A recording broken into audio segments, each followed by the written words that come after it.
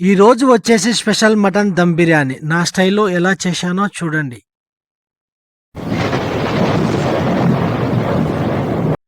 ఈరోజు స్పెషల్ వచ్చేసి మటన్ దమ్ బిర్యానీ. ఈ మటన్ అయితే మా ఫ్రెండ్ అయితే ఇచ్చాడు. థ్యాంక్ యూ రా మామ. ఈరోజు పార్టీ నీదే. నీ పేరు మీద. నేనైతే చాలా రోజులైందనమాట మటన్ తిని. ఈరోజు నా స్టైల్‌లో మటన్ దమ్ బిర్యానీ చేస్తున్నా. ఇదే ఫస్ట్ టైం కూడా చేయడము. మంచోని బుద్ధి మాంసం కాడ తెలుస్తదనేది అంటారు పెద్దవాళ్ళు. అంటే వాడు ఎంత మంచోడైనా గానీ వాని బుద్ధి మాంసం కాడ తెలుస్తది. వీడైతే నాకు అంతా కొవ్వుండేది ఇచ్చాడనమాట. ఈని బుద్ధి చూడండి ఎలా ఉందో.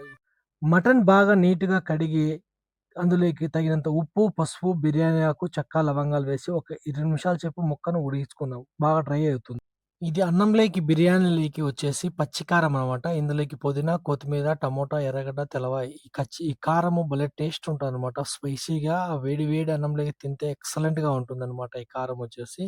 ఇంక పుదీనా, కొత్తిమీర, ఎర్రగడ్డ, పచ్చిమిర్చి, టమోటాలు కట్ చేసుకున్నా. ఇంక బిర్యానీలోకి రెడీ చేసేసుకుందాం అనేసి తగినంత నూనె పోసేసుకున్నా. నూనె అయితే బాగా వేడెక్కింది. అందులోకి చెక్క, లవంగాలు, యాలక బుడ్డలు, బిర్యానీ ఆకు. ఈ కరివేపాకు దొరకాలంటే చాలా కష్టంగా ఉంది. కరివేపాకు రేట్ ఎక్కువుంది కువైట్‌లో. బంగారైనా తక్కువగా ఉంది గానీ కరివేపాకు మటుకు దొరకడం లేదు. దీన్ని కట్ చేసుకున్న ఎర్రగడ్డ ముక్కలు వేసేసుకున్నా.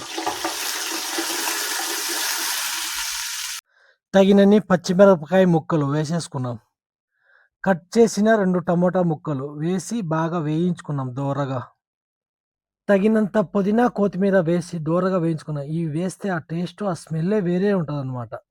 తగినంత అల్లం వెల్లుల్లి పేస్ట్ ఆ పచ్చి వాసన పోయేంత వరకు దోరగా వేయించుకున్నాం. ఇంకా రైస్‌కు నీళ్లు రెడీ చేసేసుకున్నాననమాట. ఇందులోకి యాలకుబుడ్డలు, కొద్దిగా చెక్క, లవంగాలు, కొద్దిగా బిర్యానీ ఆకు, కొద్దిగా నెయ్యి వేశాననమాట. నీళ్లు వేడెక్కుతున్నాయి.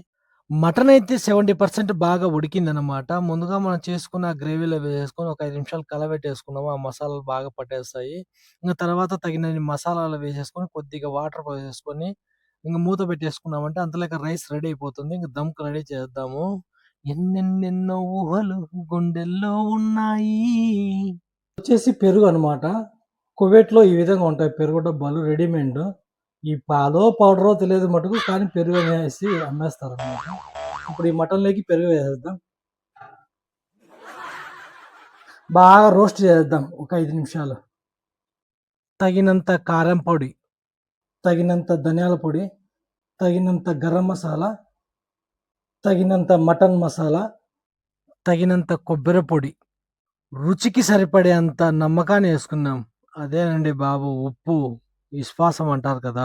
రుచికి సరిపడన్ని అంత మసాలా వేసేసి, ఇంగ తగినన్ని వాటర్ పోసి దమ్‌కి రెడీ చేసేసాను. ఇది వచ్చేసి మన ఇండియాదే అరబిక్ బరాత్ అంటారు. ఇది మటన్‌లోకి ఒక డిఫరెంట్ టేస్ట్ ఉంటదనమాట. ఇది కూడా ఒకరోజు ట్రై చేద్దాము రుచి కోసం.